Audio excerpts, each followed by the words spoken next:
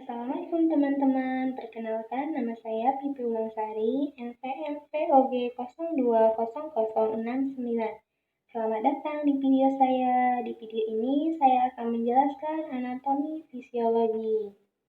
Sistem saraf adalah suatu struktur yang terdiri dari komponen-komponen sel saraf neuron. Sistem saraf bersama-sama dengan sistem hormon berfungsi untuk memelihara fungsi tubuh. Untuk kali ini, saya akan membahas sel saraf.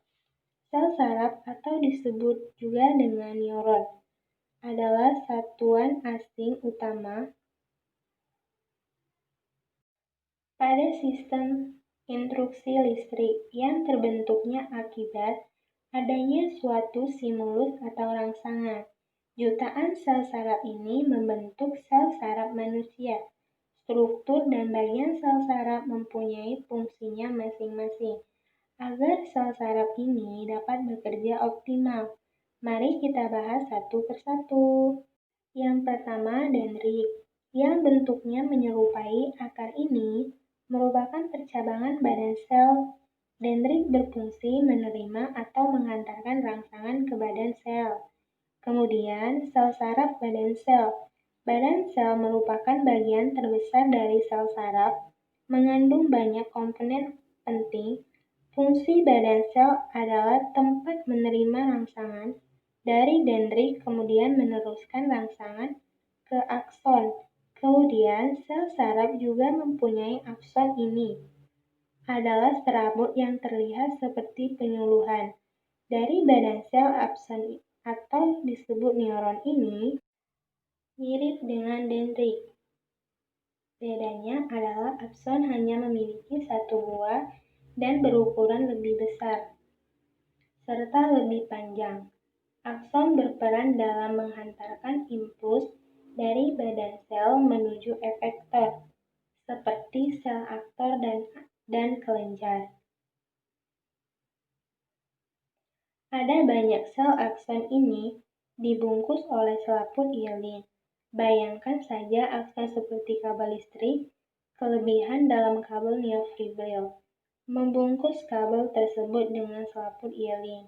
Lalu kita membahas selubung hyalin. Selubung hyalin tersusun dari lemak. Selubung hyalin ini mempunyai segmen-segmen berselukan. Segmen-segmen fungsi dari bagian ini adalah melindungi sel saraf rusak dan bocornya impuls, serta mempercepat antara impuls yang masuk. Kemudian ada bagian yang disebut modus transfer. Modus transfer adalah bagian antara dua segmen selambung hyalin. Modus transfer ini berfungsi sebagai kelenjar impuls saraf agar bekerja lebih cepat ke tujuan.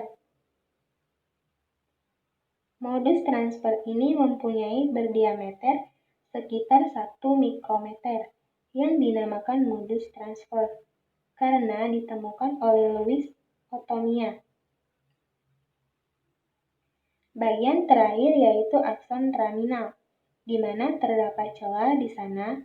Celah ini disebut juga dengan celah sinaps, pertemuan neuron ke neuron lainnya. Setiap sinaps menyediakan koneksi antara neuron sehingga memungkinkan menerima informasi ini ditukarkan dalam bentuk zat kimia, disebut neuron pengasuhnya. Nah, selanjutnya kita akan membahas macam-macam jenis sel saraf berdasarkan fungsinya. Sel saraf dapat dibagi menjadi 3 kelompok, yaitu sel saraf sensorik, sel saraf motorik, dan sel saraf konektor. Sel saraf sensorik adalah jenis sel saraf yang berfungsi menghantarkan impuls dari reseptor ke tubuh. Sistem saraf pusat, yaitu otak dan sumsum tulang belakang. Sel saraf ini juga sering disebut dengan sel saraf indor. Kemudian ada sel saraf motorik, merupakan jenis sel saraf yang berfungsi menghantarkan impuls dari sistem sel saraf pusat ke sel otot atau kelenjar, sehingga tubuh akan mengayuminya, bentuk atau menghasilkan produk-produk menjadi sekresi. Dan yang terakhir, kita mempunyai sel saraf yang merupakan sel saraf untuk menghubungkan sel saraf banyak lainnya yang terdapat di sel saraf pusat. Nah, itulah pembahasan ini tentang sistem sel saraf atau neuron pada video kali ini. Saya akhiri. Wassalamualaikum warahmatullahi wabarakatuh.